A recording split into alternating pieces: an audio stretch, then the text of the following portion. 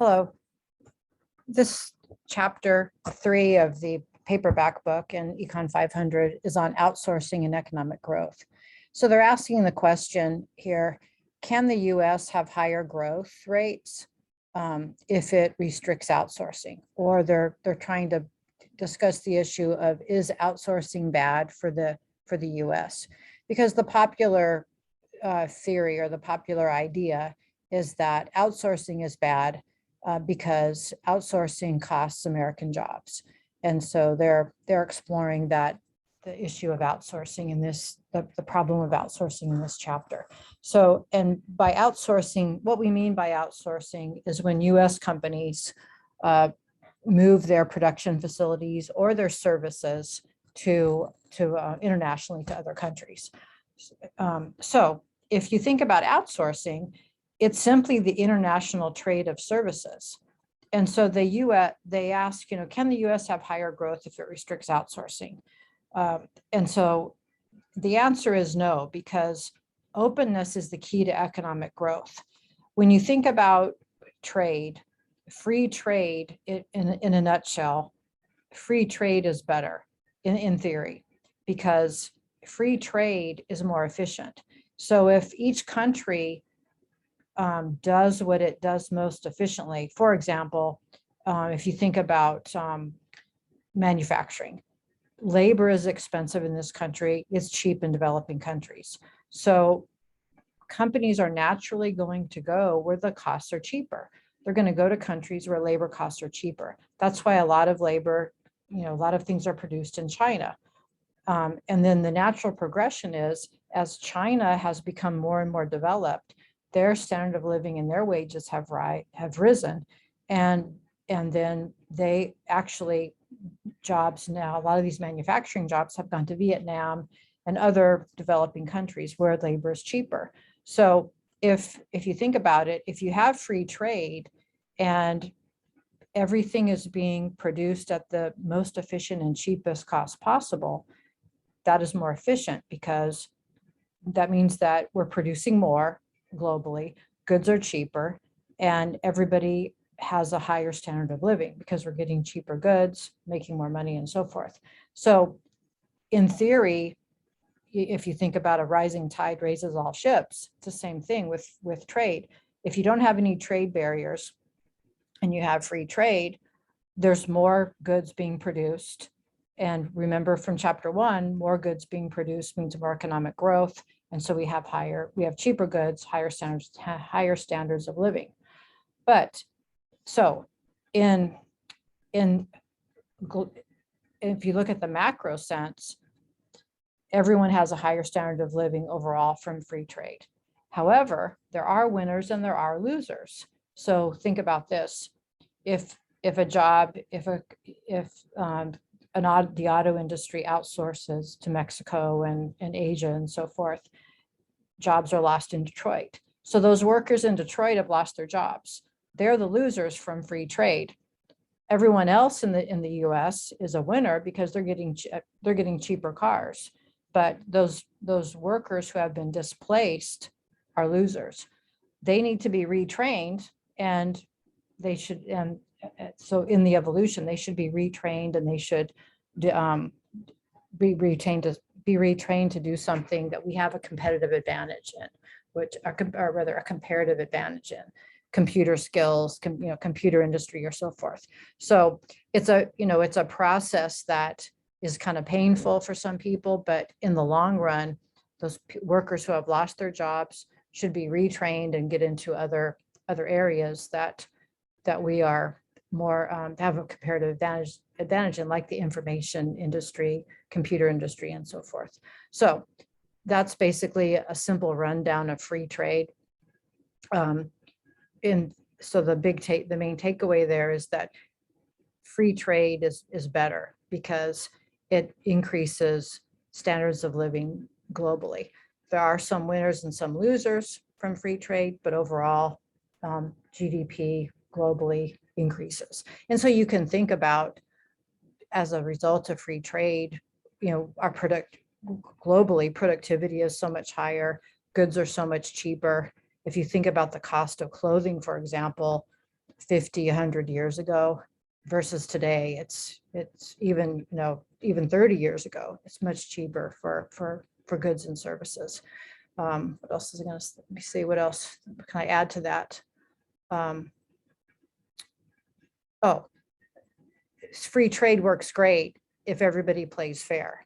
This is the problem, is that other countries have not played fair. So we haven't really had too many trade barriers historically, but Japan and China and other countries have had trade barriers. For example, we can't export rice to Japan.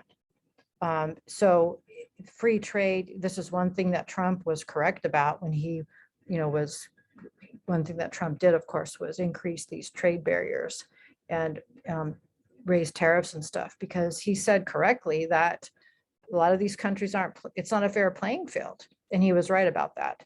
Another caveat with free trade is that we learned some hard lessons during COVID, because what happened, I mentioned this when I was going over the syllabus last night on that video. We learned some hard lessons. Yeah, it was more efficient. Face masks were cheaper, and a lot of things,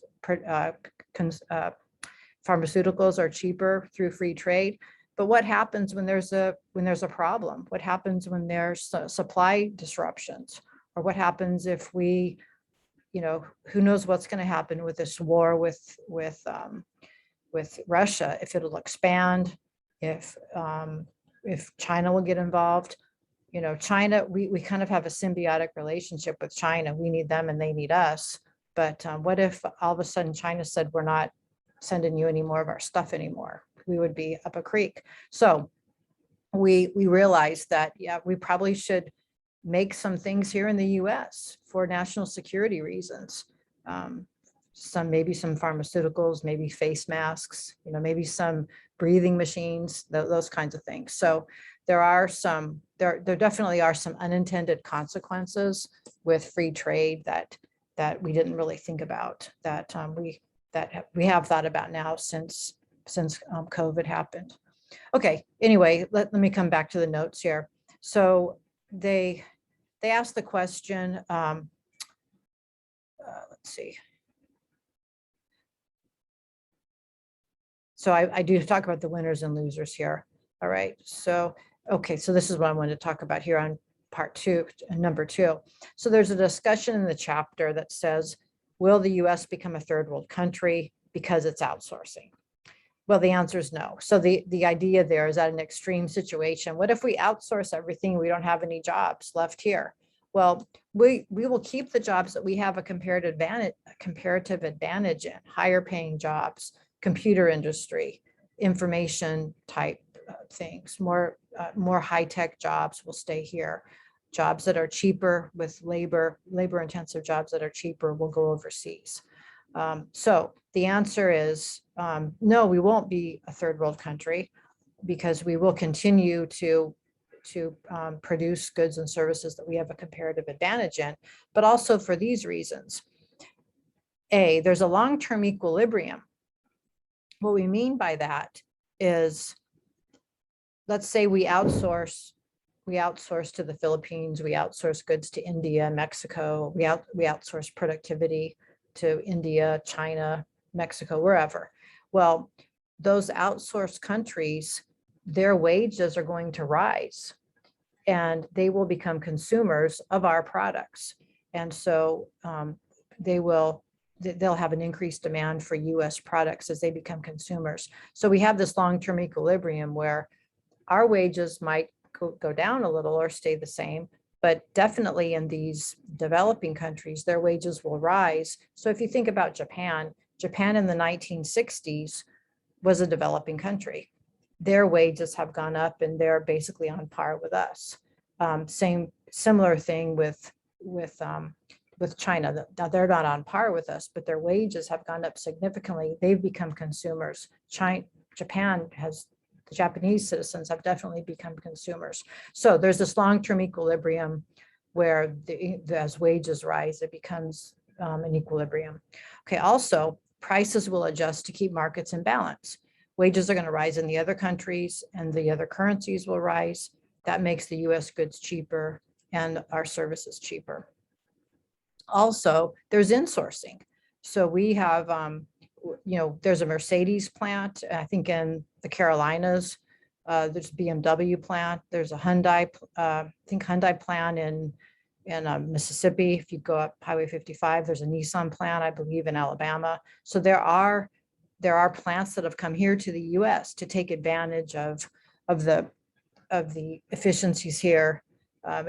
It's cheaper for them to make them in the house than to import them, or to export them rather, to the US and so forth. So there is some insourcing. And the economy is dynamic in the long run. There's always going to be job losses and job gains. So you have to, as personally, you have to keep up with, you have to keep current, and you should always have your resume up current, and you have to go where the jobs are. And if you feel like you're in a dying field, then for example, I'm just thinking here, when my daughter was in high school, her boyfriend's father worked for a printing company. Well, obviously the print, and this is the 1980s, early 1990s, the printing industry was on a downward spiral. He eventually got laid off. That's a perfect example. You have to, if you're in a dying industry, you have to try to be proactive, and so that you can stay ahead of the curve and get a new skill. Anyway, okay, so that's so this is just basically talking about outsourcing in this chapter, and why it's not all negative like the media tells us regarding outsourcing. Also, this is interesting. Some companies who outsource their services had found there were some unintended consequences with that, and they've brought them back. So if you've ever called a call center where they've outsourced the call, the person you're talking to, they've outsourced that particular part of their company, it can be very frustrating if they don't speak good English, that the person on the other end, or they don't give you good service. So Hewlett-Packard actually found this to be a real problem when they outsourced their call centers, and then they ended up bringing their call centers back into the US. So a lot of companies, they thought that that the outsourcing was going to be great. They were going to save all this money. Wasn't really the case, because there were other problems. Maybe for example, with a lot of these call centers, the customer service just isn't there. And then I remember in the 1990s when NAFTA passed, the North American Free Trade Agreement, there was a big article in the Wall Street Journal that I remember reading about, these companies, before they go and set up their manufacturing in Mexico, they really need to think about all of the hidden costs, because yes, labor was cheaper down there, but they don't have the infrastructure down there. So if you're going to set up a factory down there, you probably have to provide roads. You've got to build housing for the employees.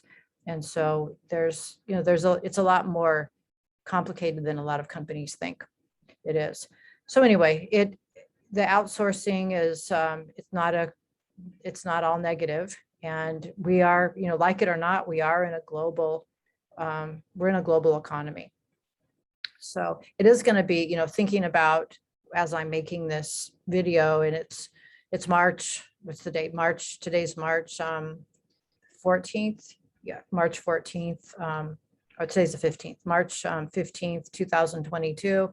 We've got the whole Russia-Ukraine conflict, and all these economic sanctions that all the NATO countries are putting on Russia. So it's going to be interesting to see how that impacts global trade, and